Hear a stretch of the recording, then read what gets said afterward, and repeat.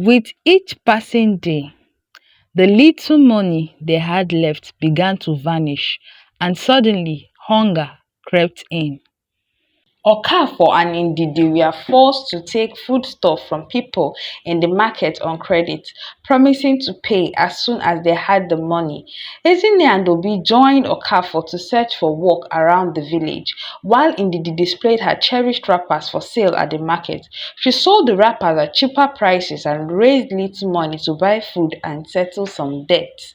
Soon, Okafor, his wife, and children were employed in a big cassava farm owned by Mazike. They bent their backs under the scorching sun and toiled tirelessly, but with all their efforts, they were paid little money that could neither meet their needs nor settle their debts. One evening, Mama Ndubisi visited their hut and met with Ezinne, who was cooking in the kitchen. Mama Ndubisi started shouting, "Where is Ndidi? She should come and pay me the money for the yam she took on credit. It is over 2 months now and I need my money today." Ndidi had not returned from the big cassava farm together with Okafor and Obi, so Ezinne was the one at home since she left earlier to prepare food for the family. Ezinne knew that her family had no money to pay Mama Ndubisi at the time, so she pleaded with Mama Ndubisi to give them some more time, that they would not hesitate to pay her when they had the money. Mama Ndubisi kept on shouting and demanding for her money. Then she left angrily, not minding that she just kicked an empty water pot which fell down and got broken.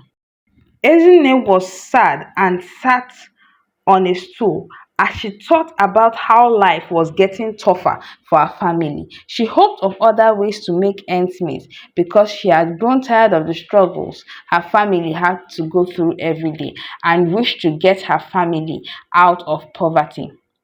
Ezinne got up from the stool, picked up the broken water pot, and went outside to keep it where other broken pots were kept. The pots were left forgotten at one corner of their hut, and she discovered that some waterleaf plants had started growing in the pots that had dirt in them. And suddenly, an idea struck Ezinne. What if I plant some vegetables in these broken water pots? The following day, Ezinne returned earlier from the cassava farm as usual to prepare their dinner, after which she took the broken water pots, cleaned them, and put some earth in them and arranged them around their hut. Ezinne had no seeds to plant. The only way was to ask help from Obidia, her childhood friend, whose parents had a vegetable farm. Ezinne went over to their hut and asked them to please give her some seeds to plant. They were generous and gave her some okra, tomato, and pepper seeds. Ezinne thanked them and smiled as she walked back home. At home, she planted the okra, tomato, and peppers in the pot she had prepared. Okafor Ndidi and Obi returned home from the big cassava farm and were met with pots arranged around their hut. Indeed, they called out to Ezinne and asked her what that was all about. Ezinne replied that she planted some okra, tomato, and peppers in the broken pot so they can use the vegetables to prepare their meals and won't have to buy from the market. Okafor did not see sense in what Ezinne did and the reasons she gave. He told her that one could only plant on a piece of land and not in broken water pots. Ezinne pleaded with her parents to give it a try. At this point, Ezinne was unsure that the vegetable she planted in the water pot would even grow. After preparing dinner every day, Ezinne tended to the plants. The plants started growing, and to the surprise of everyone, they began to produce enough vegetables for their household needs. Okafor was impressed and felt that they should get even more broken water pots to plant vegetables. There was no use for broken water pots and people usually threw them away. This was an opportunity for Okafor and his family. Collectively, they picked up every broken water pot they could find and planted vegetables in them. The plants flourished like before, but this time the vegetables that were produced were too much for them to consume. There was still a lot of vegetables remaining that would go to waste. Ezinne and Ndidi took these vegetables to the market and sold them. With the money the family made from selling the vegetables at the market and with what they earned from working as laborers on the big cassava farm, they gathered enough money that not only sustained their family but also paid off all their debts.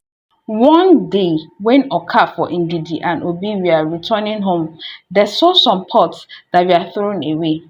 As was their custom, they picked up the pots as they went home. They cleaned up the pots and prepared them for planting.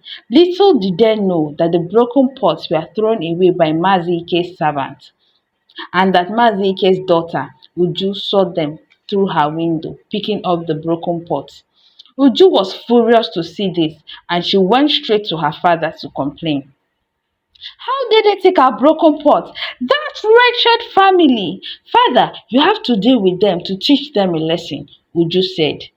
Mazi Ike felt cheated that the Okafor family would use his broken water pot that was thrown away by his servant. So he went over to Okafor's hut with his guards. He accused Okafor and his family of theft by taking his water pot without his permission. Okafor and Ndidi pleaded with Mazi Ike to forgive them. Ezinne and Obi also joined in to plead with Mazi Ike. They were all sorry for taking Mazi Ike's pot and told him that they would return it. But Mazi Ike had other plans. He refused to accept the broken water pot. His reason was that Okafor had already used them by planting in them, so they had to pay him for the pots. He claimed that the broken pots were very expensive and asked Okafor to pay him a huge sum of money for the pots.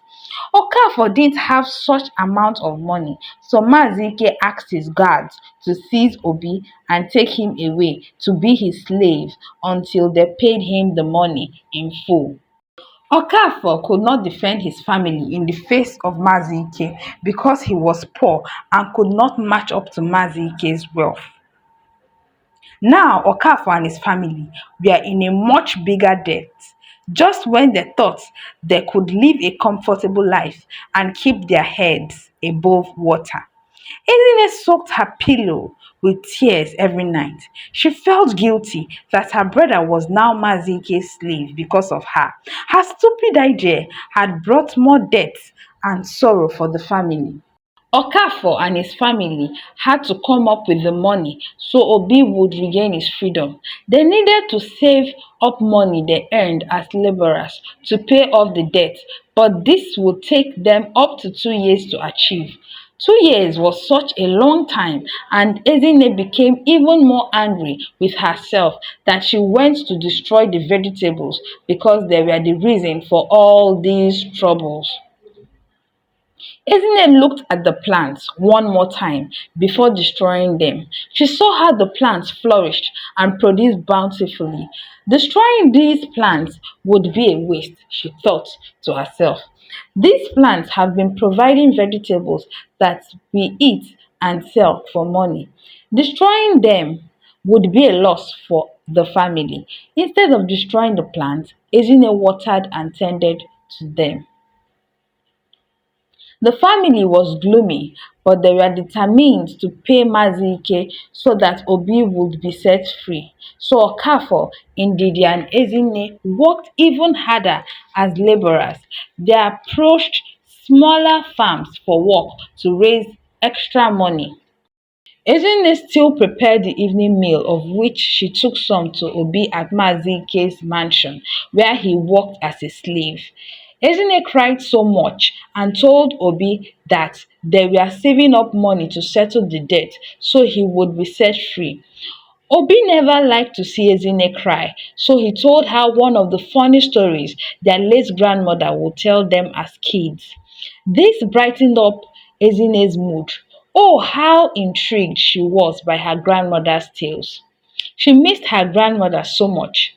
Then her mind wandered to the necklace her grandmother gave to her before she passed away, and how her grandmother made her promise to keep it safe always and not to trade it for anything.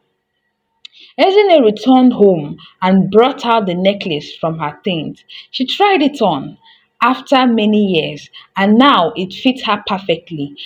The necklace was beautiful on her that she decided not to take it off again.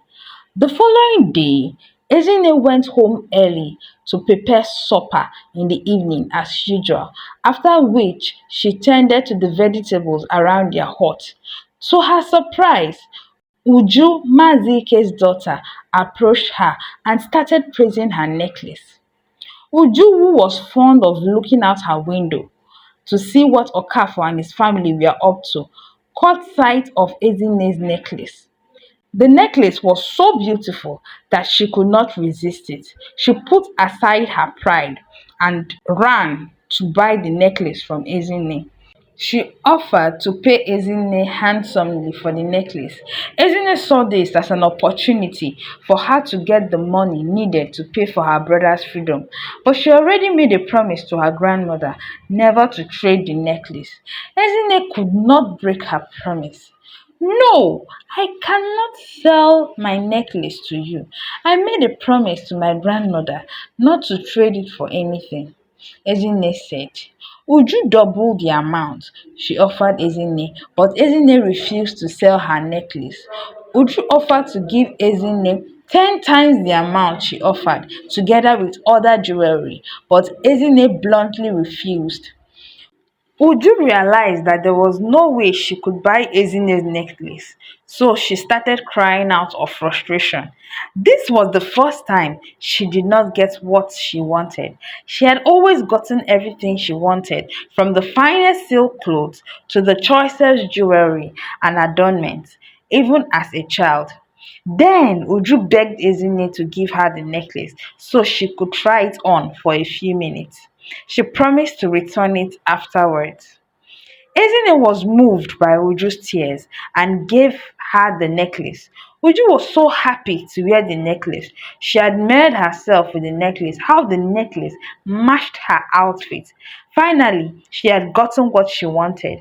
But when Ezinne asked her to return the necklace, to Ezinne's shock, Uju walked away to her father's mansion with the necklace on her neck. How could I have allowed Uju to deceive me this way? Ezinne cried. She could not be consoled. Her father, Okafor, saw her crying and asked her what the matter was. Ezinne told him how Uju had taken her necklace deceitfully. Okafor could not bear the oppression from Mazike and his daughter any longer. The king was just and impartial, so Okafor took his daughter to the king to make the matter known to him. The king had heard of Mazike's wickedness in the land and was angry that his daughter, in all of her father's wealth, could steal the necklace of a poor girl by tricks. Bring Uju to the palace, the king ordered his guards. The guards went to Mazike's mansion, seized Uju, and took her to the palace. Her father, Mazike, and her mother followed them in shock, and Uju was brought before the king with the necklace on her neck. The news that the king had ordered his guards to seize Uju for her wrongdoing spread all over the village.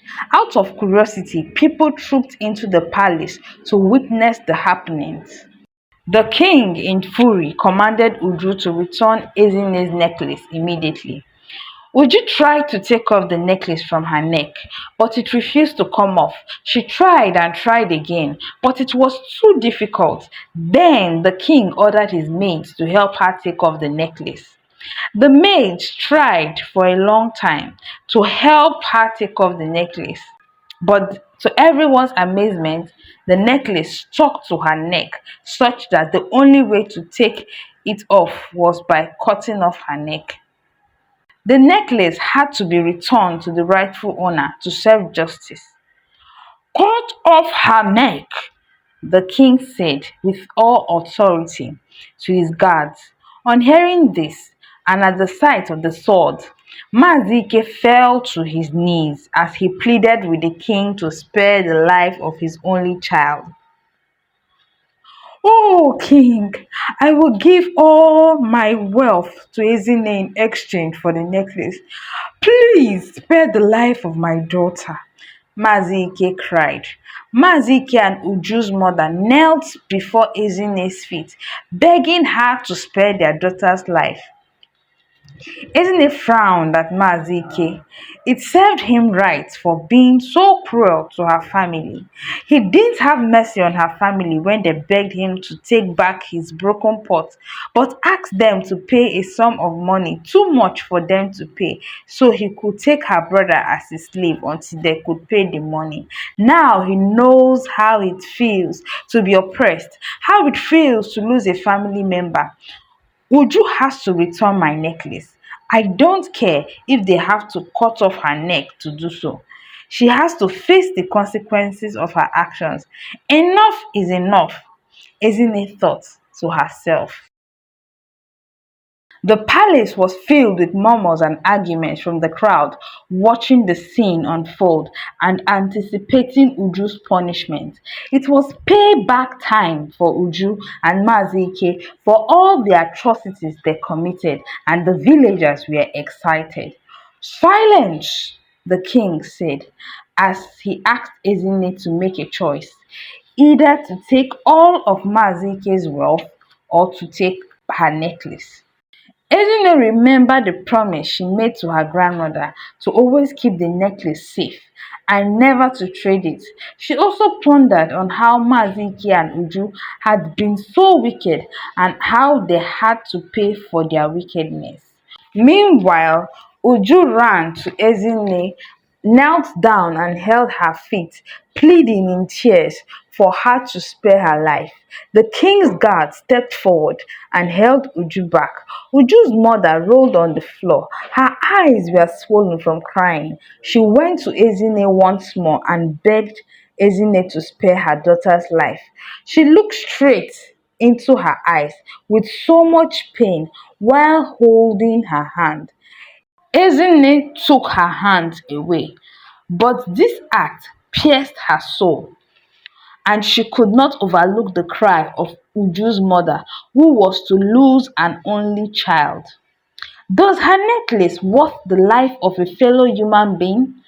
What was more important, her necklace or Uju's life? Ezinne pondered.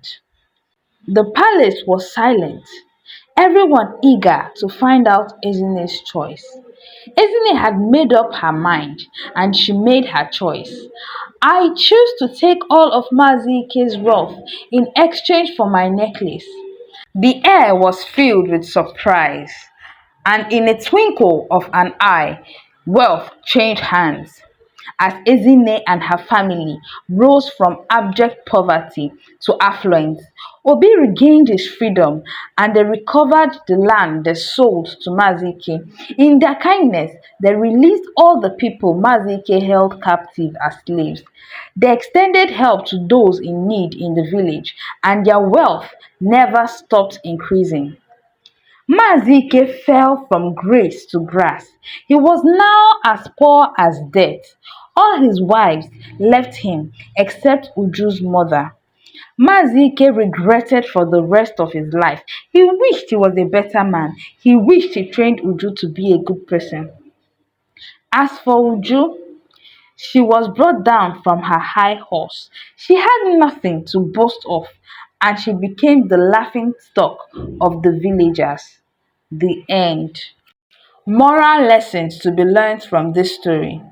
Stealing is wrong, whether by tricks or by oppression. Uju coveted Ezinne's necklace, and when she could not buy it from Ezinne, she deceitfully took it from her.